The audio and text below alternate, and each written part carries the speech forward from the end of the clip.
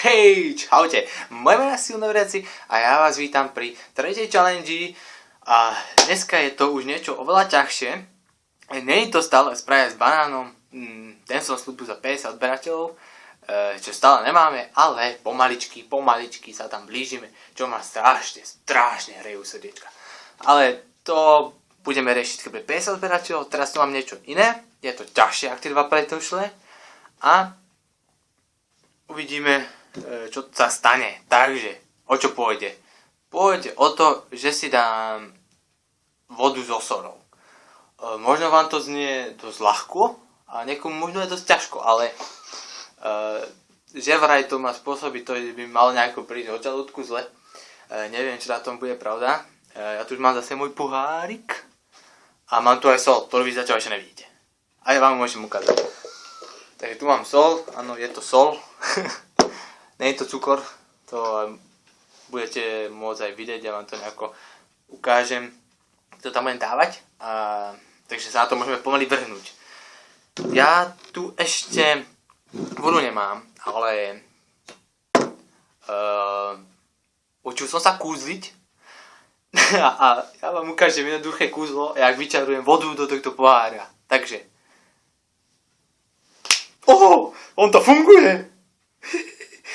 Takže, ja som dočaroval, mám vodu a môžeme sa na to vrhnúť. Takže keď mám vodu, tak si vodu jemne odložím sem, lebo momentálne ju potrebovať nebudem. Aj keď za chvíľu, asi tak za 5 sekúnd budem potrebovať.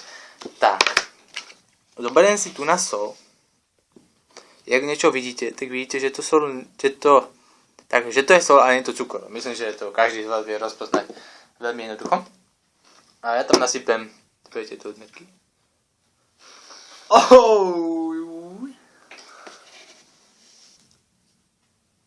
Dáme tak. No to bude zaujímavé toto. Bude zaujímavé. Takže ešte dám na trošku, lebo tá nebola kopcovitá. Tak. Vyzerá to zatiaľ ešte to hodne zaujímavé. A zamiešam to. Takže. Trošku to pomiešam, aby som sa vlastne všetká sol rozpustila.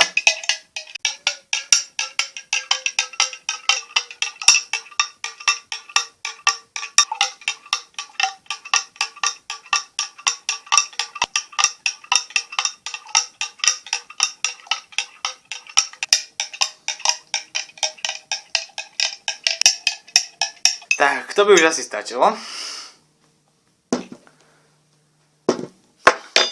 Musím povedať, že to zatiaľ vypadá hodne zaujímavo. A ja neviem, či som nejako nepokašľal, že som tam dal málo vody a veľa soli. Takže to bude nejak pitné. Takže vôňu to nemá skoro žiadnu, takže takto by ste niekoho mohli nachytať, že by ste mu dali sol do vody. Aj keď je trošku matnejšia, kalnejšia trošku, že keď chcete niekoho napáliť, napríklad na 1. apríla, tak mu dáte sol do vody a možno to bude zaujímavé, ja potvrdím, že to bude mať nejaké účinky. Takže ja sa do toho pustím, ja trošku to bojím, lebo sol s vodou, Dobre.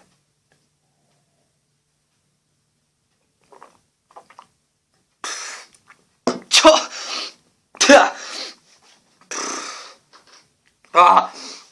To je čo horšie, ako som si myslel. Toto nevypijem. Fuj. Mám taký pocit, že som tam dal hodne málo vody. Som málo vody vyčaroval. A dal som tam moc soli. Som čítal, že tam majú 2 lyžičky soli. Ale asi na viacej vody. Toto som dal nejaký sotva 250 ml a ja som tam dal 3 lyžičky soli, no to som pokašľal. Ale musím povedať, že ten jeden glk ma dobre skrútilo, takže dáme ešte jeden, ale už viacej ne, lebo normálne to také, takú divnú pachuť máte zrazu v ústach, keď si dáte Možno by to bolo lepšie, keby som tam vyčaroval viacej vody, ale ja som ešte čarodejník začiatočník, takže...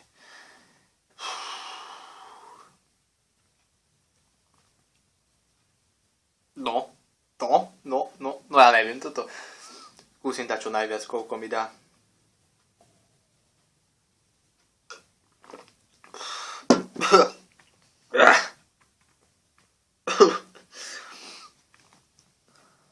Fúj. Ten nehorázny humus toto. Takže, viacej už nedám. Úplne taký divný pocit toho máte a chuť úzda a... Strašné. Som dal moc soli na malú vody. Takže, záverečné hodnotenie k tejto challenge je taká, že ak vypijete toho veľa, tak niečo s vami urobí. Určite. Ja som si dal 2 glgy, kde som to asi zle urobil. Ale dosť to so mnou zakrútilo a verím tomu, že keby ste si dali, by toto niekto celé vypil, tak určite ho aspoň trošku, že mu niečo v tom žalúdku spraví. Ďalej by som chcel povedať, že je to celkom dobrý